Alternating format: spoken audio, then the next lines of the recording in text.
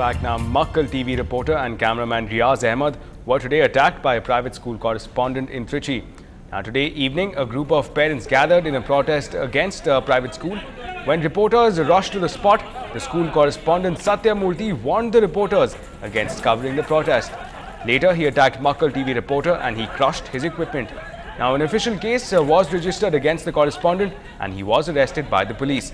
On being produced in the Trichy court, he was remanded to 15 days custody.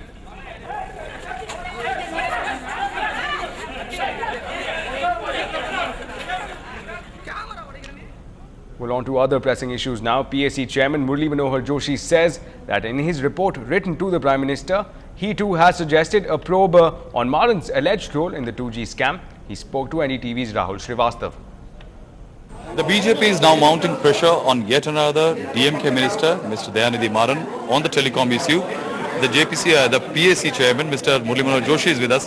Joshi ji, did your PAC look into this aspect of the new charges flowing against Mr. Maran? What we had looked into was the evolution of the change of terms of references.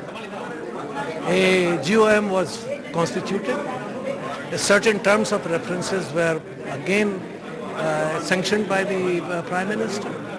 Mr. Maran started big correspondence for getting those terms of references changed and separating the pricing of the spectrum. You mean to say that it was put out of the purview of the GOM? Everything was on the GOM. What should it do? There was a GOM to look into various aspects of the policy of the pricing, etc., etc. On that, he was all the time saying that pricing is my purview, don't worry about it, we will do it. And even wrote to the Prime Minister on it. Prime Minister is changing and several correspondent documents were changed and ultimately this change was accepted. So that is how the whole thing started. In my opinion, that if at that very particular point of time, something should have been seriously thought about it, then perhaps this could have been stopped. This whole 2G thing wouldn't have happened. I can't say it would have happened or not have happened, but at least the Prime Minister and others would have understood why it is being done. When there is a cabinet decision in October 2003 that the pricing will be determined not by GM, in conjunction with the Ministry of Finance, jointly. It's not to be khali, you just go and have a consultation. No, it has to be decided jointly why this was changed. Well, train journeys may be memorable for many reasons, but there are some trips that don't quite match up to your expectations. It could happen to you and I. My colleague Preeti Thomas brings to you this story of a nightmare of a journey, all because this passenger chose to book the tickets online. Let's take a look. Online booking is the popular agent for most of us today. Who wants to spend hours in a queue and undergo all that stress? Really?